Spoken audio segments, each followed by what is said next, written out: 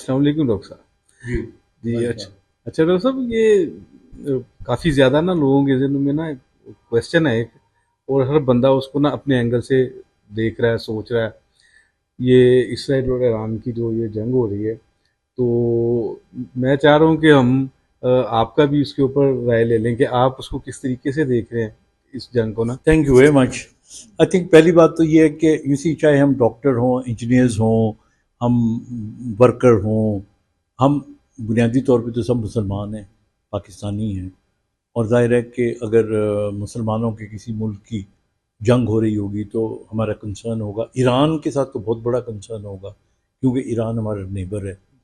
और ये जंग इसलिए भी बहुत इम्पोर्टेंट है कि हम रिसेंटली एक जंग इंडिया से लड़े हैं, और अल्लाह ताला का बड़ा करम और शुक्र है कि वो हमने जीती है, और अल्लाह का करम रहा है कि हमने वो जीती है।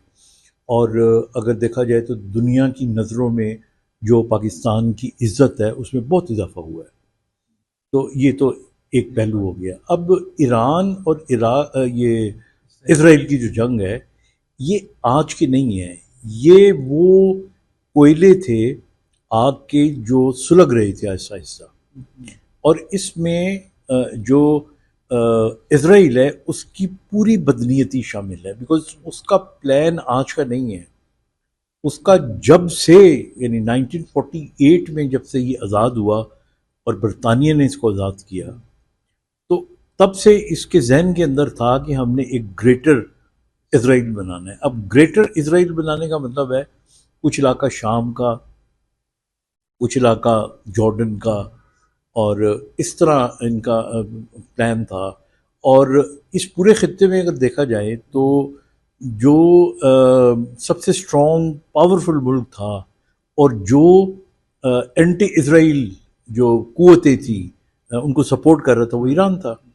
और ईरान अपनी एक प्रॉक्सी वॉर एक किस्म की लड़ रहा था, चाहे वो यमन हो उसके अंदर, इसी तरह शाम के अंदर, सीरिया के अंदर। तो ये होता रहता है पूरी दुनिया में, जो पावर गेम होती है उसके अंदर ये चलता रहता है। लेकिन आई थिंक इनको जो मेन चीज़ जो मुझे लगी है जिसने हिट की है, वो ये किया है, वरना इसराइल की कभी भी हिम्मत ना होती। इसराइल ने ईरान के अंदर अपनी जासूसी का नेटवर्क बहुत स्ट्रॉन्ग बनाया। और मैं आपको ये भी बता दूं तारीख़ी एतबार से कि ईरान के अंदर काफ़ी तादाद में यहूदी रहते हैं। वो पर्शियन बोलते हैं, पर्शियन कल्चर में, लेकिन उनका मज़हब यहूदी है। और ये वो लोग हैं कि जो ईरान के अंदर बाकी लोगों को उकसाते भी रहते हैं। और ये जो थे, ये बने हैं एक किस्म के, आप गद्दार कह लें या आप कह लें जासूस बने हैं।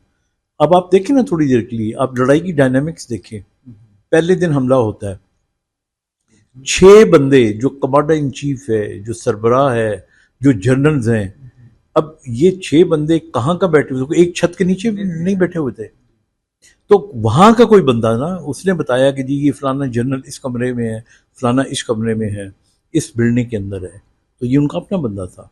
और फिर ये हमला जो है वो इसराइल से आके नहीं किया उन्होंने, उन्होंने खुद इसको एक्नॉलेज भी किया कि उनके ड्रोन्स विद इन ईरान थे। अब मैं ईरान में कई दफ़ा जा चुका हूँ, मैं शाह ईरान के ज़माने में भी और खुमैनी साहब के ज़माने में भी। ईरान एक बहुत बड़ा मुल्क है, उसमें बहुत सी जगहें ऐसी हैं कि जहाँ पे ये लोग, अगर वहाँ के लोगों की उनको सपोर्ट हो तो वो छुप छुपा के ये काम कर सकते थे। तो ये अगर जासूसी ना होती तो सवाल ही पैदा नहीं होता। ईरान की तरफ इतना जल्दी ये ना देखते। अच्छा, फिर यानी आप देखें, करिश्मा देखें कि एक तरफ अमेरिका जो है वो जंग बंदी की बात कर रहा है, और दूसरी तरफ वो कह रहा है कि हाँ, अगर तुमने बात ना मानी तो फिर मैं इसराइल के साथ खड़ा हो जाऊंगा। तो इसका मतलब है कि you are a part of the game. But I really appreciate China. China ने भी कल के जो बयान था उनके सदर का, शी का, he was very clear, he give a very clear message. और आई थिंक लास्ट क्वेश्चन जो आप पूछना चाहेंगे, जो पहले गुफ्तगू में आप कर रहे थे, where Pakistan should stand. I think हमें अभी सिचुएशन को देखना चाहिए। सफारती मदद और जितनी मदद हम कर रहे हैं ईरान की, हमें करते रहना चाहिए, लेकिन प्रैक्टिकली ऑन फुट अभी हमने नहीं आना चाहिए। अभी लेट्स सी अभी ईरान को اور میری پریڈکشن ایران کے بارے میں یہ ہے کہ یہ قوم جو ہے نا یہ کوئی 100 سالہ پرانا قوم نہیں ہے, یہ ہزاروں سال پرانی قوم ہے.